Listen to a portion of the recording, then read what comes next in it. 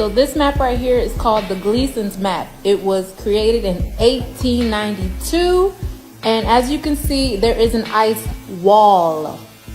They knew something we didn't know. She got me until she started talking about the ice wall. Okay, so what is that then? What is this? Is this not an ice wall, people? Like, this is an ice wall. I see ice and I see a wall. This video is actually very long, so I'm not gonna post the whole thing, but you get the point. There is an ice wall. Now in the next part of this video, I'm gonna talk a little bit more about the ice wall. And this is a post from someone on Facebook that says that they actually went to Antarctica. And a disclaimer, I'm not saying what they posted is facts, but it's just very interesting, so let's check it out. I've never really believed in Jesus or the dome or the whole church thing, but I think I've seen the stuff you guys are talking about here. It's just I didn't know what it was at the time. I was in the Army from 1997 to 2000. I was a helicopter mechanic and crew chief, and they had volunteer tours open for guys to go there and work on the helicopters there. Only me and one other guy got accepted. The application process had a bunch of questionnaires that we had to fill out, and we had to sit for a bunch of one-on-one interviews. It was mostly just a bunch of questions about what our interests and beliefs were. I was sent to McMurdo Research Station in August of 1998. When we weren't busy de-icing the aircraft and working on them, we had time to hang out with the scientists at the research station. The military unit attached to McMurdo was small, and we didn't have our own separate facilities. We didn't have a PX or a media center. There was no chapel or chaplain, and we didn't have our own separate mail. We had to share the same facilities with the scientists and researchers, so over time I got to be friends with a few of them. They had two different kinds of ice that they worked on and studied. One kind of ice was the normal kind that we've all seen. Just like normal ice, it was mostly clear or sometimes white, and it would melt into liquid water when it got warm. The whole area of Antarctica is covered in this kind of ice, but that wasn't their main kind of ice. The only time I ever saw them actually studying normal ice was when a film crew from National Geographic came by. The rest of the time, which is most of the time, the scientists were studying something they called sky ice. This stuff was totally different. We were never allowed to go into the laboratory areas of the station because the labs had to be kept super clean, and they said it would mess up their work if they risked letting too many people in the lab. But one time, one of the researchers that I was friends with showed me a piece of sky ice. Couldn't touch the stuff with your bare hands because it was so cold. And it wasn't clear or white like normal ice. It was a solid blue. He said that's why they called it sky ice, because it was the same color as the sky. We had to wear our thick, heavy going outside gloves to handle it. The stuff was so cold it would instantly freeze your skin if you touched it. I don't remember what temperature he said it was, but it was something like hundreds of degrees below zero, way colder than the normal ice that was outside. He had to carry it in a metal bottle that was kind of like a thermo. He let me play with a piece of it for a while. It felt lighter than a piece of normal ice of the same size, like it wasn't very heavy at all. It almost felt like you could throw it up in the air and it would just float back down, but I didn't try that. And it was also a little flexible when I tried to bend it. It didn't break like normal ice would, and even for a small piece, you couldn't see through it. It was solid blue right from the surface. And here's the really weird part. It didn't melt into the water. When it got warm, because we had it inside, it just started to shrink. It got smaller and smaller, but my glove never got wet, and there was no water on the floor. The stuff just turned into thin air when it got warm and vaporized. He said that was the reason why they had to study it right there in Antarctica. You couldn't take sky ice back to America to study it because it was almost impossible to keep it cold enough during transit. It would always vaporize into air, and you'd have nothing left when you got back to the US. He said Russian scientists had discovered the same problem when they tried to take sky ice back to Russia, so that was why they all had research stations in Antarctica. After maybe 15 minutes of handling the piece of sky ice, it was almost completely gone. Just a tiny little bit was left, and my glove was dry the whole time. I'd never seen anything like it before or since, and that's unusual because I've always had an interest in scientific things. I think that's even why I got selected to go to Antarctica, because a big part of the interview was about science and what I believed about things. So I really thought it was cool to see something I'd never heard of before. The whole time I was at McMurdo, I heard people talk about the wall, like that was a special place. It's pretty common to find ice walls and ice cliffs all over Antarctica. The whole place is ice, but it's all just normal, white, or clear ice. So I asked my friend where they got the sky ice from, and he said it comes from the wall. I don't remember exactly how he described it, but apparently there's a huge wall of sky ice in Antarctica. He said it was hundreds of miles inland from the coast. I never got to see it myself because I was only stationed to McMurdo. I didn't get to go out on expeditions. He said it was the biggest natural structure in the world. He said that in the 1960s, the US Army had a plan to bore a tunnel into the wall, but they didn't have a boring machine that could handle super cold temperatures. So they had a whole testing project in Greenland where they developed ice tunnels and invented new boring machines that could operate in super cold temperatures. Like they did this whole big thing in Greenland just for practice. Who do we know that has a boring company right now? Elon Musk. Then once they had the new boring machine figured out, they brought it to the wall in Antarctica. He said that the machine bored a tunnel, I don't remember exactly, like 5 or 10 miles into the wall, but that they never broke through to the other side of the wall, and that they still don't know how thick the wall is, even to this day. And I'm probably not remembering this part correctly, but I think he said that at first, the floor of the tunnel was solid rock, but after a mile or two in, the floor was sky ice, like it was sky ice underneath after a certain point or something like that. And apparently the wall slowly built itself back up after you cut it, because after a year or so, the tunnel had shrunk smaller all. According to that guy's testimony, this sky ice is what the firmament is made up of. Now this comes from the Bible, Ezekiel 1:26. And above the firmament that was over their heads was the likeness of a throne as the appearance of a sapphire stone. For those of you that didn't know, this is what sapphire looks like. It kind of resembles the description of the sky ice that the guy gave us. And this sky ice cannot be melted. They tried to drill a hole through the sky ice wall. The hole just closed back up, meaning it was put there for a reason and we ain't a-leaving. And that rhymed. Now, I've been getting a lot of comments from people asking why would the government or why would anyone lie to us about the shape of the earth? So you mean to tell me that you don't feel insignificant at all by the theory that we are on a floating rock just cruising through space? It's just stupid. The globe earth theory to me is just a way of trying to disprove God. The Bible clearly states there was a firmament.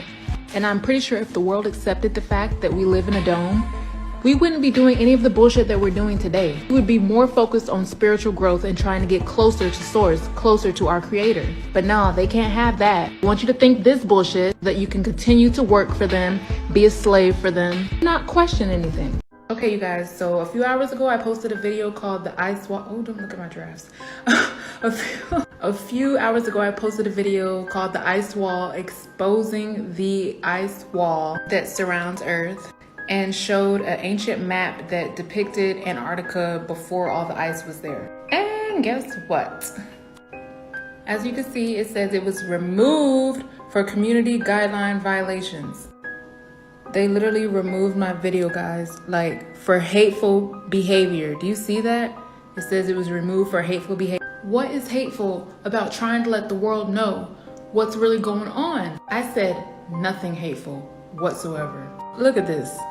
So now I'm just gonna repost that video on my Instagram, which is in my TikTok bio, and you guys can watch it there so you can find out the truth for yourselves, because TikTok does not want you to see this for whatever reason, but I'm gonna let you see it. And they muted my story.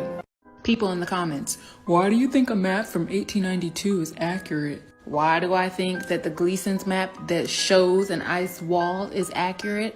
Because the United Nations thinks it's accurate. They use it as their logo.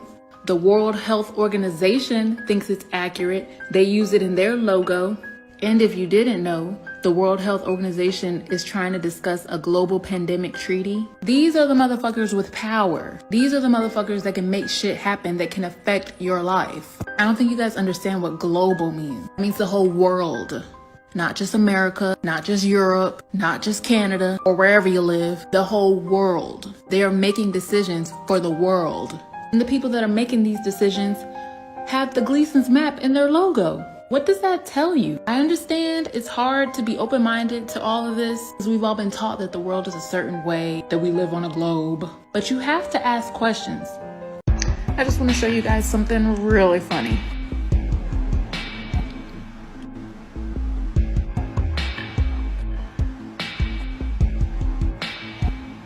And to top it all off, why not just add a little bit of Masonic symbolism into the picture? You know, we got the sun, the moon, underneath the dome. But no, all those cultures were wrong, even though they had technology back then that was way more advanced than us, that they could do things we can't do to this day, but yet they were still dumb enough not to know what the earth was really looking like. So this is what the earth really looks like. But wait, there's more. That isn't actually a photograph of Earth, but it's a sophisticated visualization. None of the satellites are far away enough to see a full hemisphere, and the data was stitched together and then modified in Photoshop. And then he admits there are numerous fakeries in his image. But yet, this is what Earth looks like. After I read this comment, guess what I saw? So naturally, this sign from the universe told me that I need to dig deeper. So our good old trusted friend Google told me that NASA was founded by Dwight D. Eisenhower. I'm not buying it. And by the way, you should do all your research on DuckDuckGo, not Google. So when I type in who is the real creator of NASA, Wernher von Braun pops up. The same name that I saw while walking today. So upon further research, I discovered that von Braun was cool with Walt Disney. They actually worked together on several projects. And Walt Disney has his own rabbit hole of conspiracy theories, okay? A bam. But what really stood out to me was that on Wernher von Braun's gravestone, he had the Bible verse Psalms 19:1. The heavens declare the glory of God, and the firmament sheweth his handiwork. I'm telling you, we're in a dome right there, and there's so many other domes. And Walt Disney knows it too. They're just like throwing it in our faces, y'all. So at this point, we can agree that NASA was founded on BS. Space isn't real. This is an actual photo from space on the NASA website. Where are the stars? You can't tell me this doesn't look fake. Like, I could have made this in Photoshop, honestly. So the explanation of why there is no stars in the pictures is that the astronauts had to bump the exposure way down to be able to capture the lunar surface or their spacesuits. So being the detective that I am, I decided to try it out. And I took a picture of me with stars in the background and tried to, bump the exposure and contrast and all that down to see if the stars would disappear. And I didn't get nothing but like this. So like, I can still see the stars. And a lot of you might be curious, why do I care so much, about this? Why do I want to expose NASA so much and expose that space isn't real? I'll tell you why. My biological father actually worked for NASA. You can search this up yourself. I'm like really intrigued and inclined to learn more about what my dad really was helping before he died. And this is just another weird observation. 44.9% of NASA's budget is spent on human spaceflight.